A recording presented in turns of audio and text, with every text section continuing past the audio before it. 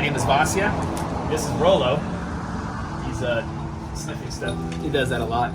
And this review is brought to you by The Life of Rolo.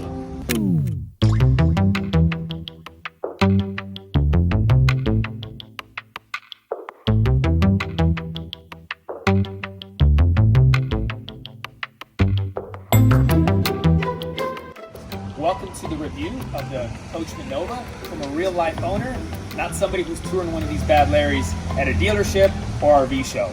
I've owned this NOVA for about 3 weeks now. Also, little disclaimer, this is not my NOVA, this is Abe's NOVA. My NOVA is broke down in the neighborhood over there, but we'll get to that. So this here is my actual NOVA about 2 weeks ago when it actually still worked. And when I say worked, it's kind of a strong statement. It started having problems about the second day after I had it. But again, we'll get into that. So I'll start this video off talking about why I actually chose the Coachmen NOVA over some of the other manufacturers out there like Winnebago. I'll touch on some of the things that I really like about the NOVA in comparison to some of these other manufacturers. And then I'll move into actually talking about the things that I'm really disappointed about after owning this vehicle for about 3 weeks now. Lastly, we'll close this video off with my summary opinion and thoughts on the NOVA. So the first thing that actually popped out to me about the Coachmen NOVA was how it actually looked. It kind of looked a little more rugged to me than any other van, camper van, Class B, whatever you want to call it, that I saw in the market. When I look at the NOVA, it's got the nice black rims, a little bit of off-roady tires, the nice metallic steps. It looks a little bit meaner, where every other manufacturer out there to me just kind of look like a mom minivan. Now there are variants out there like the Rebel and maybe other Sprinter 4x4 camper vans that do have that similar off-road look, but when it comes to the Dodge ProMaster or the Ford Transit chassis, they all have that soccer momish look and feel to them. And that's just my opinion. Some people like that type of look. It's just not for me. Is this good? How's the lighting? No, it's good. It's great. I think if I sit like this, I'll look like, but I'll take it more seriously. Are you comfortable? No. The main reason why I got the Dodge over the Mercedes to start off with is price point, right? Lower price point, maintenance costs. I just didn't want to go with the Mercedes. The other thing on the Mercedes, they look a lot bigger on the outside. They have this like egg shape, so even though they look bigger on the outside, when you get into a Mercedes, to me at least, it just felt really cramped. Every single Mercedes model that I went into was super cramped. This Dodge looks a lot smaller on the outside. When you come in, it's a lot. It has a feeling of a lot more room. And I think that's just because it's wider, and instead of being like an egg shape, it's more of a box shape. My main litmus test for that was when I got into a Sprinter. How you see me oriented right now, this is not possible in any Mercedes that I actually sat in. But here in the Dodge chassis, in this Coachmen, possible, right? So once I was able to do this, I realized that this is probably the Class B that I'm going with. Now, number two, outside of just the roominess and the low maintenance costs and lower price point, every single Class B that I looked at, I didn't look at them all, like I didn't look at the Airstreams because they're a little out of my price range, but everything in my price range that I looked at just felt super cheap on the inside. It looks good in videos, it looks good in brochures, it looks good in little reviews, and people are at the little RV shows or at the dealerships walking around with their cameras and showing how great everything is, but when you actually get in there and start looking at it really in detail, everybody just uses this cheap particle board with those stupid wood stickers to make it look like fake wood. Or like on the Travato, I like a lot of options in Travato, and we'll get into that in later videos, but the Travato on their shower doors, they have these stupid little sticker magnets. It just feels cheap. Where with a Coachmen, the first thing that I noticed when I stepped into this was like, wow, this actually looks like something that would be over $100,000. Real wood, this is amazing. Countertop, they don't feel like they're made out of plastic, like for example on the Travato. For me, again, my personal opinion, when I touch the cabinets or the countertops in the Travato, plasticky feel. On a lot of the other Class Bs, not all of them, right, it just seemed like the bed was either in the way or you had to do a bunch of stuff to get the bed to be a bed. You had straps, or you had to move slats and slide things together, or the bed was too small. It just seemed like either it was an eyesore or it was just a headache to be able to use the bed if you're using it on a daily basis. Now, if you're using this thing once a week, once a month, once every year, probably not a big deal. I'm using this thing a lot more, so I wanted just to be able to get in, have an open floor plan, and then when I'm ready to go to bed, just it'd be quick. So for example, I really love this, okay? I push a button, and this thing just turns into a bed. I don't have to do any kind of witchcraft to create a sleeping arrangement for myself. And roll, of course. So that was a huge positive for me. So this bed is perfect for me. I love the ease of operation, and I love that it's big enough to house me, Rollo, his lovemaking toys, you know, when Katie's spending the night with us. It's big enough for 3 people to sleep comfortably. And it's not cumbersome to make it and break it down every single day. I love this layout, and it makes capturing moments like this very, very easy.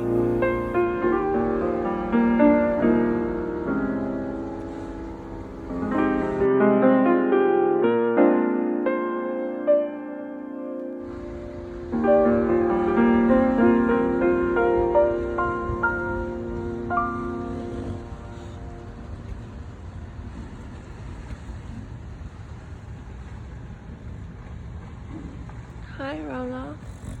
It's beautiful, isn't it? So that covers the why. Why I personally chose the Coachmen NOVA over any of the other competitors out there like the Winnebago Travato or any other of the manufacturers. The first impression of initial quality that jumped out at me with the real wood, the ease of operation, the nice floor plan really caught my eye, and I really thought I was getting a much better product in comparison to some of the other manufacturers that on the surface looked like they were just using cheaper materials. So now let's talk about what issues I have experienced with the NOVA and what concerns me the most about the NOVA 20C Li3. I'm also going to touch about some of the things that I don't particularly like about the NOVA and that I think Coachmen can do better. So here I am, week 3 into ownership of my 2021 Coachmen NOVA 20C Li3. I will be making this video probably for my coach right now, or maybe at the beach with my coach, doing something cool with my coach. But after 3 weeks of ownership, it's broken in the neighborhood next to us. So week 1, I had about a 20% failure rate of when I had one appliance running, like the air conditioning, and I tried to turn on the Keurig or the induction stove top, or even the radio for that matter. The lithium system was shut down, and I would get an error 01 code popping on my Xantrax controller. So again, about 20% of the time that happened, and then 80% of the time everything worked just fine. So here we go.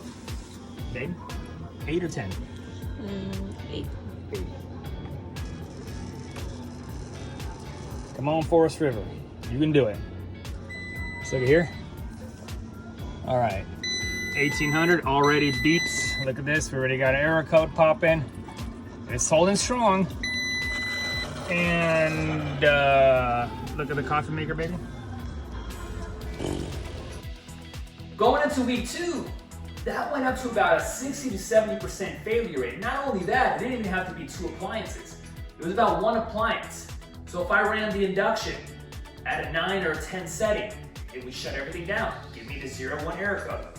If I try to make a cup of coffee with my Keurig with the van turned off, it would shut it down, give me the 01 error code. Now if the van was on and I tried to use these appliances, there was no issue. So 2 minutes. Boom. Let's see what we got here. Now remember, it's supposed to be a 3,000 watt inverter. We're at 1800 right now. Let's see if we can get that before it shuts down. Hear that beeping? It's gonna shut down right now. And it did shut down with, again, the same 01 error code. So, new NOVA problem, aka Forest River problem, aka the forums don't lie, bro. Just kidding, Forest River, Nick.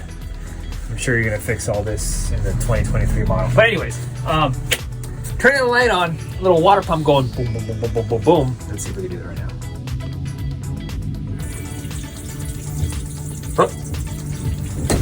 What's happening? Am I at a disco?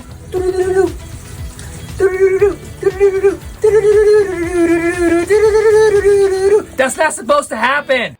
So when week 3 came around, the safety of this coach was really brought into question. I went to get some lunch at a local little Mexican spot. They got great burritos. They do a little panini press and give it a nice little crunch in a tortilla. That's neither here nor there, but fantastic Mexican food. But while I was at lunch there, waiting for my food, I had a bad feeling, a little sixth sense. So I went back to my van after setting the AC, to on to make sure my dog was still okay. When I went into the van was super hot. And again, the 01 error code was presented on my Xantrax with the AC being turned off. I decided to drive it down that same day, down to San Diego. It's about a 4-hour drive from where I was located at. And on the way there, the problem progressively got even worse. Lights started to flicker. My battery indicator on my Firefly system would flicker from red to green, red to green, red to green.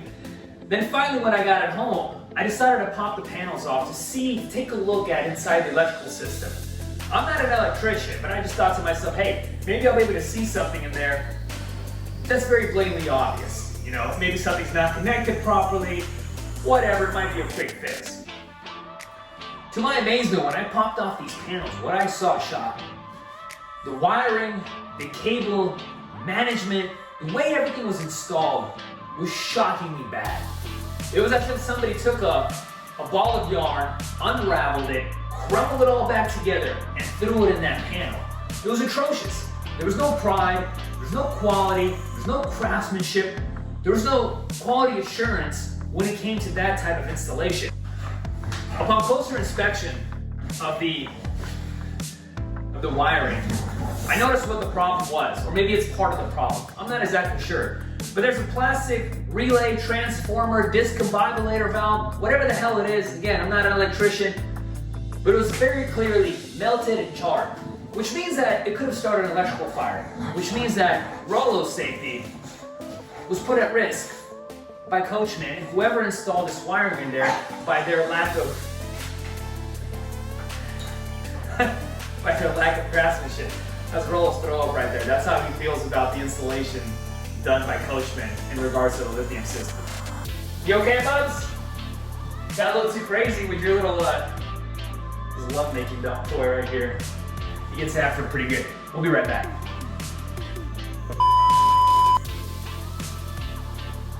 So before we move on, I want to give you guys a little example of what quality craftsmanship looks like in wiring. Take a look at this compartment here from OBP. Again, they're a little bit of a smaller van builder per se when you compare to Coachmen or things like Winnebago, but this is quality. This is what something should look like, not the product that I have in my Coachmen.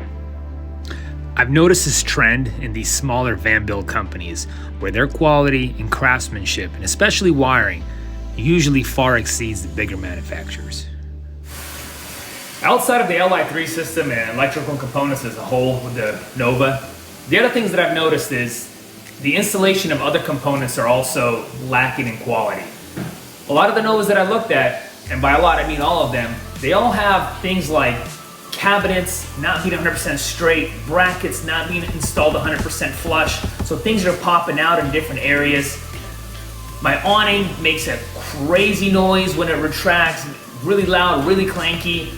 Probably gonna have to take it into the dealership for that. Day 2, I developed a stress crack in my cabinetry from the van flex that I'm guessing when I was driving. This pull-out drawer, I've had to install Velcro due to Coachmen not installing a positive latch that goes right there. The trash can drawer is not lined up properly. It always gets jammed up on that positive latch, so you kind of have to overpower it. And it makes that really loud clanking noise that doesn't sound like it's supposed to do that. So not an expert, but I'm pretty sure there's supposed to be some sealant right across to that. Because if water gets behind there, I just feel like that would be bad.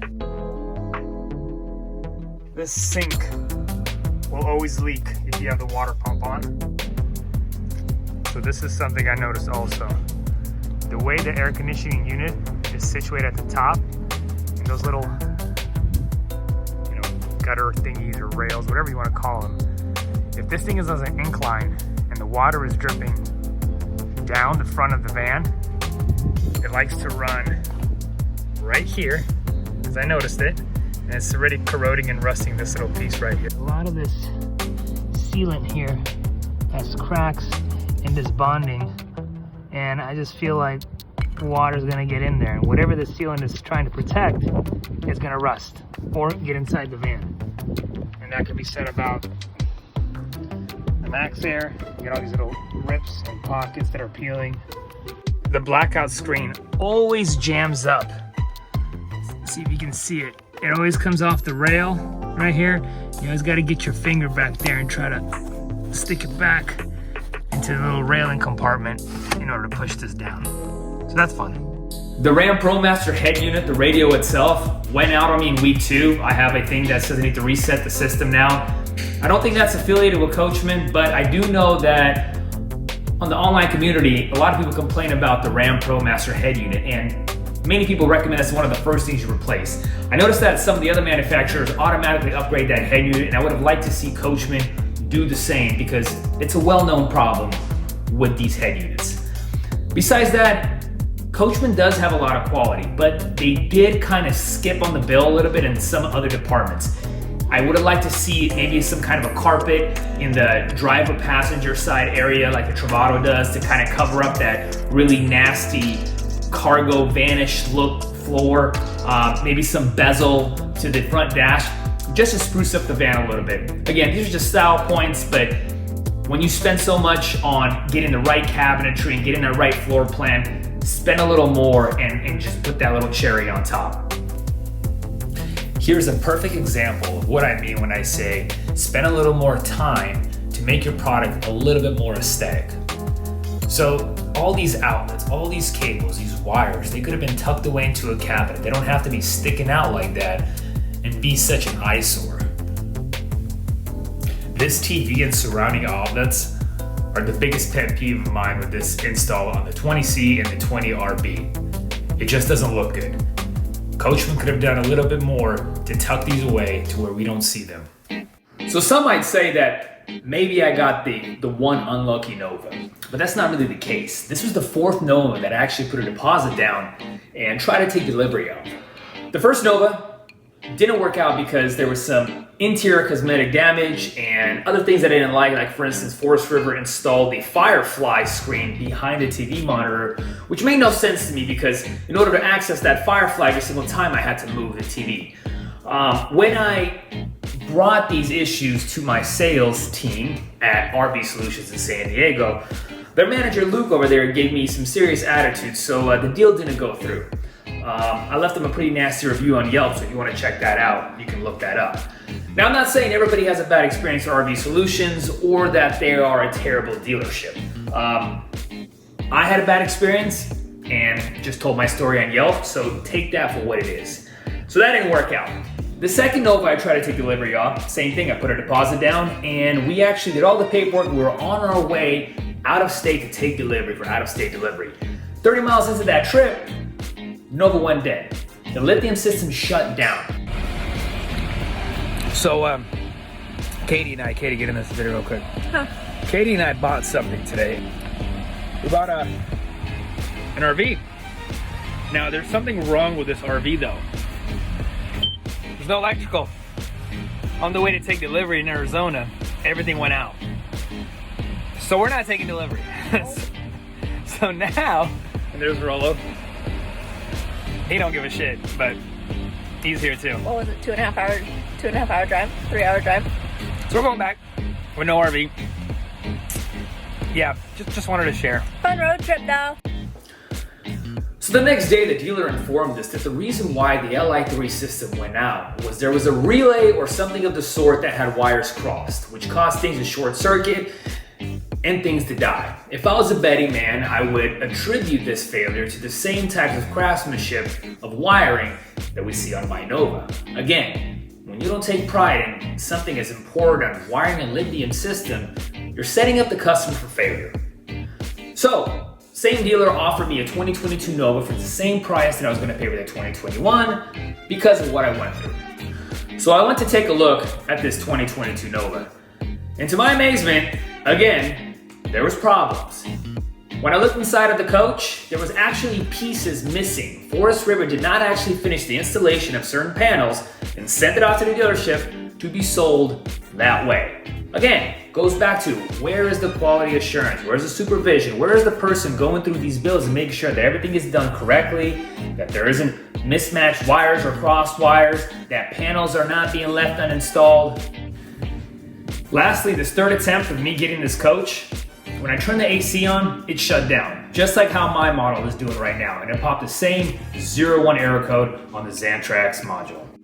So that covers my number one issue with the Coachmen NOVA, which is the Li3 system not being reliable, failing, and causing potential risks to me or my pet. The Lithionics Li3 system might be a really good lithium system. I don't know. I think it is. But Forest River Coachmen installation, the low quality of work that's been displayed in their wiring and throughout the rest of the coach when you look behind panels is probably the reason why this is happening. Coachmen nails it when it comes to first impressions. When you look at something on the surface. When you look at the Coachmen, the Nova specifically, it looks really, really good. Everything we've covered from the exterior to the interior looks really good, and it sets itself apart from all the other competitors. But when you look underneath the hood, when you start opening up panels, and you start paying really close attention to the build of this coach, it doesn't meet the mark. And not only does it meet the mark, it's a safety issue and a safety concern. Okay, we're back with the van, our Procast van. We just did a little storage upgrade up there because there's no place to put bags in this bad boy. So, let's go inside and let's finish off this video with some final thoughts. Roll up, come, go. Up, good boy. All right, make yourself at home. All right, welcome. So, as you can see, it's a little dark in here. We don't have any electricity, so I'm gonna set the mood for you guys for these final thoughts that I'm about to bestow upon thee.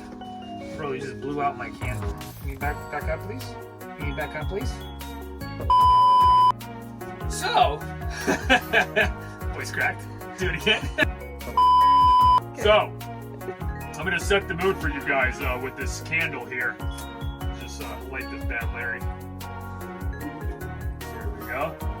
You like that, Rolo? All right, this is romantic. Here we go. Okay, Coachmen NOVA 2020, 20C, Li3. Lots of 20s in that bad boy. I think that's 3, right? So final thoughts. Let's recap. The good. I love the layout. I love the look of the Coachmen NOVA. I don't think there's another ProMaster out there right now, outside of a custom build, that has the look, the layout, the comfort that the Coachmen NOVA offers. The bad again was shoddy craftsmanship. It looks good on the outside. Once you get behind a panel or you pop the hood, there's a lot of stuff wrong. There's a lot of corners cut, there's a lot of rushing in areas where perhaps somebody thinks that the customer might not look. All of that is understandable. All RVs have problems, I understand that. But my number one no-go criteria for this van is the fact that it put my safety and Rolo's safety at risk. This lithium system, with the way that the wiring was and what happened with the charring and the melting, could have burned this coach down. And it happened while I was away when Rolo was inside the vehicle. Also, it's my own personal opinion that the configuration that Coachmen is installing into its vans for the Lithionics system is just not enough. I got about 4 hours out of my lithium system when I ran the AC in about 90-degree weather. The same was said for when I try to use my heater, not the propane, the electrical one, with the low eco setting. I got about 4 hours. So what does that mean? That means on a hot night, a cold night, you're not gonna have your lithium system last throughout the whole night and keep you comfortable. Now, compare that to the test that 30 and a Wake Up did on his YouTube channel. You got about 8.5 hours running the AC on high continuously in 100-degree weather. Also, my recharge rate was about 4 hours for an additional 20% gain in that same 90-degree weather where I was running the AC. So it doesn't seem very efficient. So it doesn't seem like the best option for off-grid boondocking like the Travada would be, for instance. Now again, maybe these numbers were due to the fact that my lithium system was set to blow up in a couple weeks. So I'll rerun these tests and do some more detailed video on the capacity of the Li3 system installed on the Nova, and we'll see what actual numbers we get. But again, if your lithium system can't get you through the night, then it's not worth the $20,000, $30,000, in my opinion. I have reached out to Coachmen, and they did call me back the same day, so I am in comms with them about seeing if there's a way forward, and I might be traveling out to Indiana to the Coachmen factory to get all these issues rectified. So stand by for that video, and we'll see what happens. I am a big believer in judging a person, an entity, a business by how they carry and conduct themselves when things go wrong. It's very easy to shine and be, you know, a golden boy or a great business when everything is going right. Right now with this coach, a lot of things have gone wrong. And I am going to give Coachmen a chance to rectify it and fix it. And we'll take it from there. So again, as of now, would I recommend this coach to anybody else? Would I buy this coach again? No. But we'll see what happens. We'll see what happens in a couple weeks, and we'll see if I change my mind. But that's about it. I hope you've enjoyed this video. I hope it's been eye-opening for somebody. And again, this is my experience. This isn't the experience. I hope nobody gets their feelings hurt, because I'm just trying to give you guys an honest opinion from what I saw, what I experienced. And hopefully this helps you guys in your decision-making process of purchasing an RV, or maybe perhaps doing a custom build with somebody else, or building your own. Again, if I had to do it all over again, I would go with a custom build, or I would do it myself. I would not invest all the money that I invested in this RV just to not have the peace of mind that at any moment something can break. So again, like, comment, subscribe. Stay tuned for more episodes of Rolo's RV with your host, me, Vasya, and Rolo. See you next time.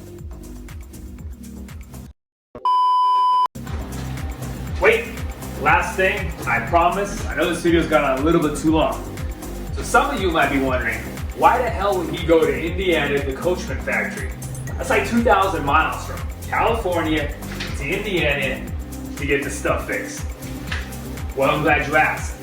And this little next montage is to answer all your questions of, let's just say, the beauties of the RV industry in its current state, and why factory warranties may not be exactly what your salesperson at the factory, at the dealership may tell you. So, enjoy this montage of why somebody would want to drive to Indiana to perhaps get things fixed in 2 to 3 days versus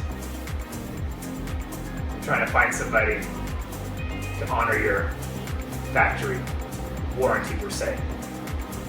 Enjoy! Yes, hi. Do you guys honor Coachmen factory warranties? We currently only service people who bought directly from us to do warranty. First, please. What's the question? I just want to know if you guys honor Coachmen factory warranty. We do not. We are not a Coachmen dealer. Is no longer in service at this time. If you believe you have reached this message in error, please.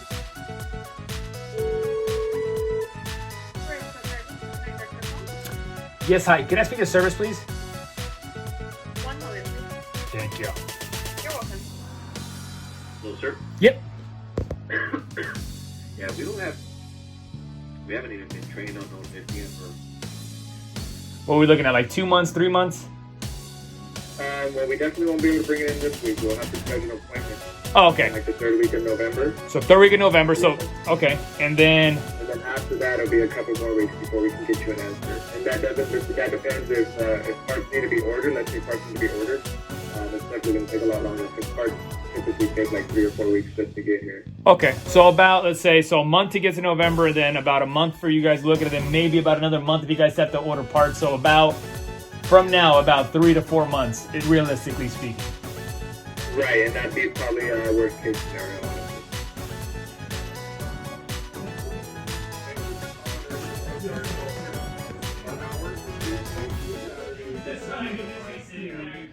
Tuesday through Saturday? What about Monday? What in the shit?